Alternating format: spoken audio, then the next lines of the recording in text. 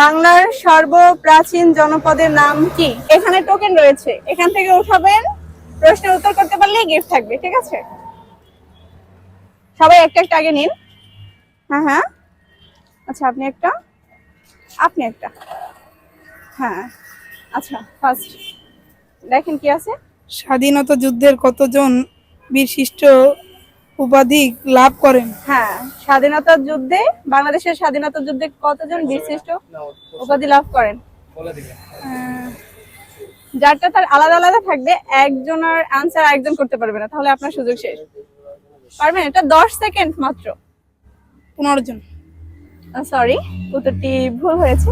আচ্ছা, আর তোমার কি আছে ভাইয়া দেখি?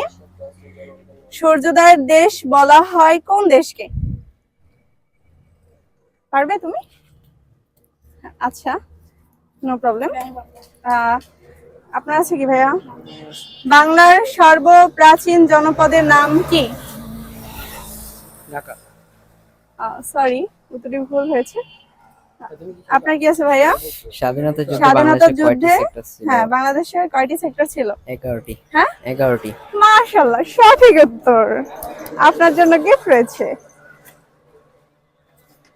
এই যে। খেলবো।